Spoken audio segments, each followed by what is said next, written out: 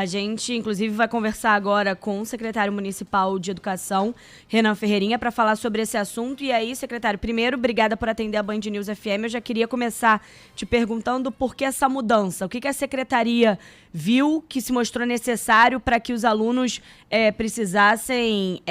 para que o sistema precisasse modificar e que a aprovação fosse feita mediante presença e não mais mediante aquelas notas. Por que isso foi necessário?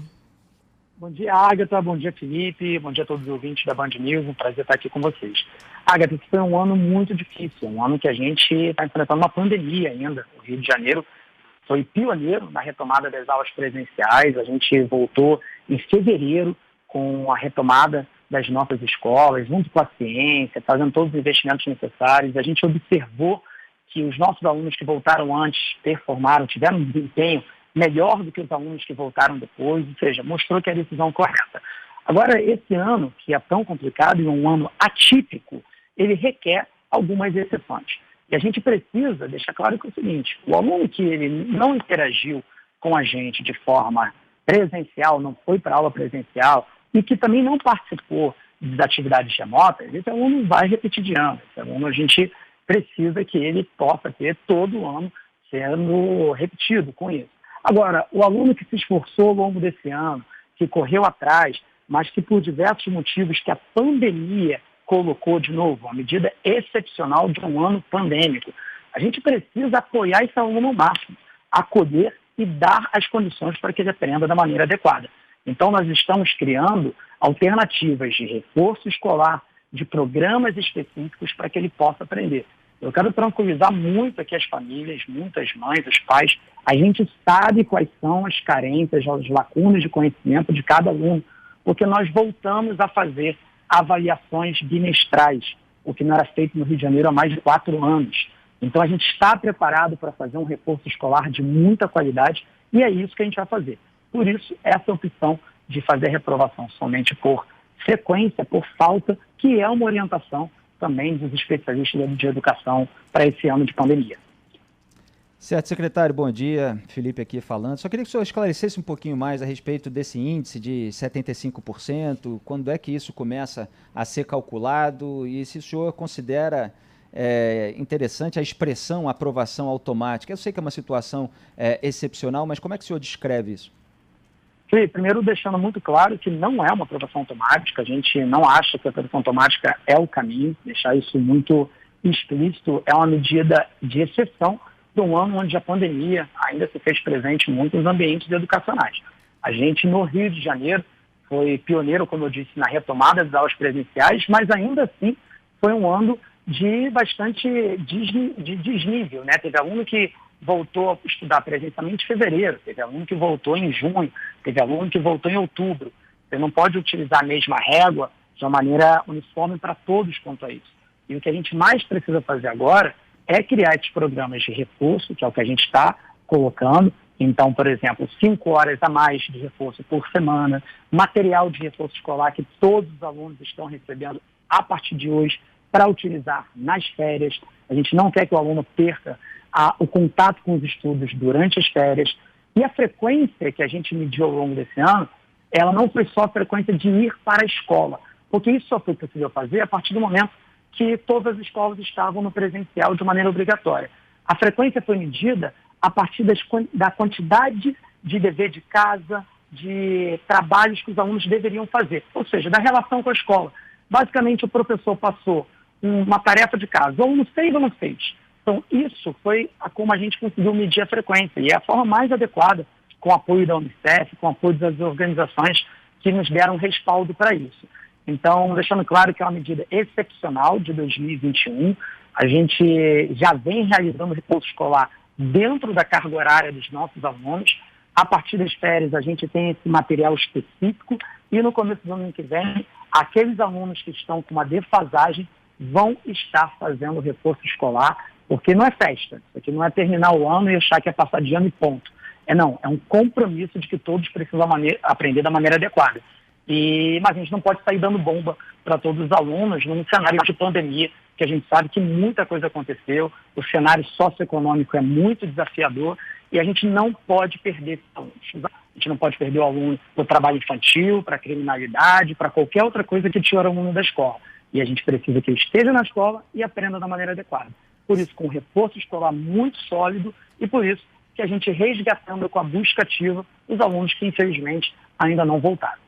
Secretário, eu comentei muitas vezes ao longo da pandemia a diferença em relação às unidades de ensino. Isso em todas as esferas, fazendo um comentário mais geral, há grandes diferenças sobre tamanho, dimensão, estrutura, recursos humanos entre as unidades de ensino no país como um todo, nas esferas municipais, estaduais, federais. Agora, no âmbito exclusivamente municipal, existe uma grande diferença de estrutura entre as unidades do ensino e que teria sido levada em consideração na hora do retorno às aulas, quer dizer, escolas com maior capacidade, maior ventilação, maior número de professores, inspetores. Isso mudou alguma coisa em relação às outras ou elas são mais ou menos padronizadas? A gente tem uma diversidade muito grande das nossas unidades de ensino na rede, Felipe. Por sinal, a rede municipal do Rio é a maior rede municipal de educação da América Latina em número de escolas. Nós temos 1.543 escolas. Então, nós temos escolas de 100 alunos e escolas de 1.500 alunos.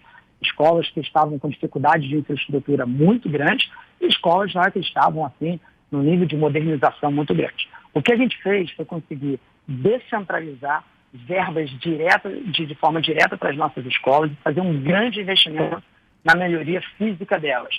Então, isso foi feito ao longo do ano, foram mais de 100 milhões de reais disponibilizados, e isso afeta diretamente também na capacidade da criança de aprender, isso afeta na qualidade do trabalho dos nossos profissionais, dos nossos professores. Esse foi um ano, Felipe, de retomada, e o Rio de Janeiro deu a cara a tapa com isso, conseguiu priorizar a educação, mostrou que a escola tem que ser a última a fechar e a primeira a reabrir, e o ano que vem, de 2022, é um ano de consolidação.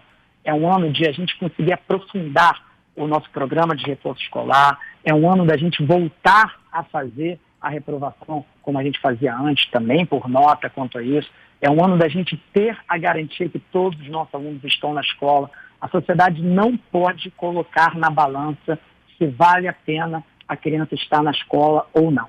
Então, independente da diversidade, das diferenças das unidades que existem, você disse isso muito bem, regionais, a gente tem cenários regionais muito diferentes na nossa cidade, a gente precisa ter o compromisso que a escola tem que ser priorizada, tem que contar com os recursos necessários, tem que ter o professor, e é isso que a gente está trabalhando nessa direção.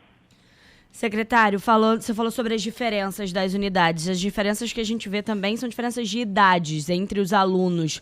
A gente, na rede municipal de ensino, a gente consegue observar, por exemplo, alunos que foram ficando para trás nos anos letivos e aí repete o ano, precisa fazer de novo, e esses alunos ficam mais velhos, convivendo com os alunos mais novos, que acabam estando no ano, de certa forma, correto, no ano com a idade e a série acompanhando de forma correta. Para esses alunos mais velhos, para essa diferença de idade, a prefeitura pretende fazer alguma coisa? Essa é uma excelente pergunta, pretende sim. A gente está expandindo os nossos programas de distorção em idade séria. O que é isso? É exatamente o que você colocou. Nós temos alunos mais velhos estudando com alunos mais novos. Imagina um aluno de 17 anos estudando no 5º ano junto com um aluno de 11 anos. Isso, infelizmente, acontece muito mais do que a gente desejaria. Hoje, no Rio de Janeiro, por exemplo, para ter uma noção, a gente tem 1 em cada 5 alunos com distorção em idade séria. Ou seja, com 2 anos de atraso a mais na série que deveria estar. Então, para isso, nós estamos expandindo os nossos programas, criando também o Carioca 1. A gente tem o Carioca 1 e o Carioca 2, que em vez do aluno estudar, por exemplo, num 6º ano regular, num 7º ano regular, ele vai estudar no Carioca 1, que agrupa esses alunos que estão com uma idade mais avançada, e isso melhora o rendimento desses alunos, isso também melhora o rendimento dos alunos mais novos, porque são realidades diferentes, são experiências diferentes, o professor precisa ter uma formação, um treinamento diferente também para isso. Então, a gente tem essa expansão desse programa, do Carioca, e a gente está bastante animado com isso. E, além disso, a gente também está lançando o programa Travessia. Eu acho que é importante dizer aqui que vai na linha também dessa recuperação do conhecimento. O que é o travessia? O aluno que chegar no final do primeiro ciclo do ensino fundamental sem ter o conhecimento necessário para poder avançar para o segundo ciclo, ou seja, para o sexto ou nono ano, em vez de também ir para um sexto ano regular, ele vai para um ano que vai ser chamado de travessia, que vai, onde logo no começo do dia, os nossos diretores, eles participam com isso, falam qual é o contexto local, como que se encontra, o Centro de Operações do Rio de Janeiro nos ajuda para que a gente consiga evitar que os nossos alunos, nossos professores, possam ir, possam estar num local onde está acontecendo uma zona de conflito. Então, as aulas possam ser passadas de maneira online ou até canceladas naquele dia, e a gente queria poder fazer muito mais. Eu tenho certeza que a educação é o caminho para resolver isso a médio e longo prazo, mas no que diz respeito ao curto prazo, a gente conta com essas parcerias para proteger ao máximo a nossa comunidade escolar. A gente conversou agora há pouco com o secretário municipal de educação, Renan Ferreirinha. Secretário, obrigada por atender mais uma vez a Band News FM. Até uma próxima.